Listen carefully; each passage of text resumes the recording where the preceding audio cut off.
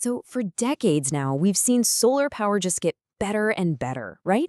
But what if I told you it was about to hit a hard physical wall? And what if a new technology could not just nudge past that wall, but completely shatter it? Let's dive into one of the most exciting breakthroughs happening in energy right now. Yeah, that quote really just nails it, doesn't it? This is a story about a fundamental limit in physics and the brilliantly simple and revolutionary idea that's about to break it. We're talking about a huge shift in how we capture the sun's energy. So I want you to take a good look at this number, 33.7%. For more than 60 years, this number has been the theoretical speed limit for basically every solar panel you've ever seen. Yep, that was it. The absolute ceiling. It didn't matter how perfectly you designed or built a standard silicon solar panel. You could never, ever get more than about a third of the sun's raw energy out of it. It's a law of physics. Or at least it was. Okay, so why? Why does this physical wall even exist in the first place? To really get why this new tech is such a big deal, we first have to understand the problem with the material that powers almost all solar today, silicon. Well, the villain in our story actually has a name, the Shockley-Queisser limit. Way back in 1961, a couple of physicists figured out that any solar cell made from just a single material has this unavoidable cap on its efficiency. The reason? It's simple, really. One material just can't grab all the different colors or energies that sunlight is made of. So think about it like this. The energy gets wasted in two main ways. On one hand, you have low-energy photons, like red light. They just pass straight through the silicon. It can't even catch them. But on the other hand, high-energy photons, like blue light, are almost too powerful. Silicon absorbs them, sure, but all that extra energy they're carrying is instantly wasted as heat.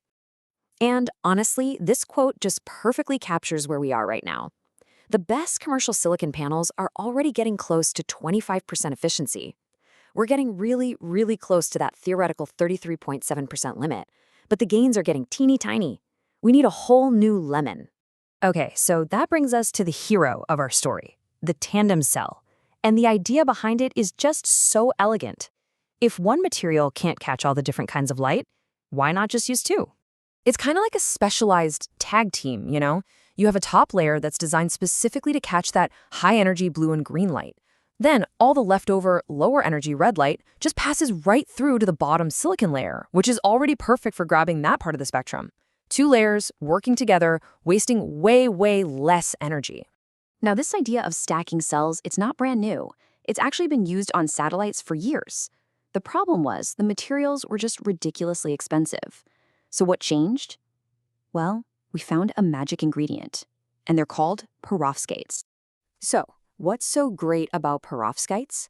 Well, for starters, they totally solve the cost problem. They're made from cheap, common materials, and you can make them pretty easily without super high temperatures.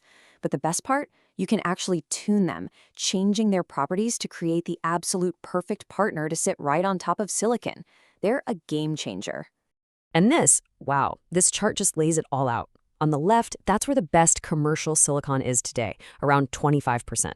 In the middle, that's the hard physical wall we've been talking about, that 33.7% limit.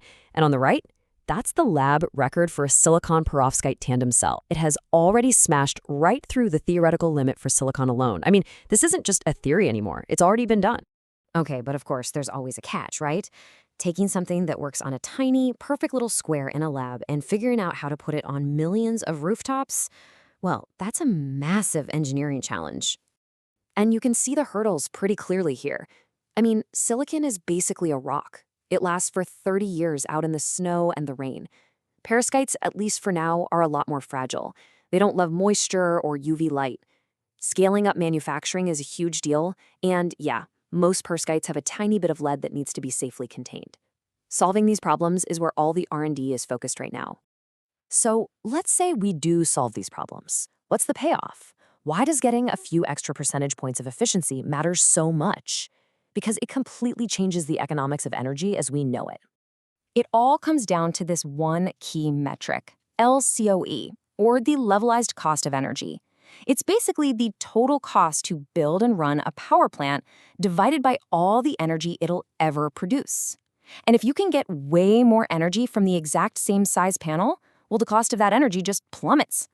And the ripple effects for the environment? They're just profound. Higher efficiency means you need less of everything. You need less land for solar farms. You need less glass, less aluminum, less steel to generate the same huge amount of electricity. It means we can get to net zero faster, using way fewer materials. I mean, just let that sink in for a second. We're not just talking about making solar a little bit cheaper. We are on the verge of a technology that could create the cheapest electricity in the history of humanity. Cheaper than coal, cheaper than natural gas, cheaper than anything, ever. Look, the science is there. It's proven. The engineering hurdles are real, but they are being worked on by brilliant people all over the world. If we can get this right, it isn't just an improvement, it's a whole new dawn. A future where clean energy isn't just abundant, but for all practical purposes, limitless.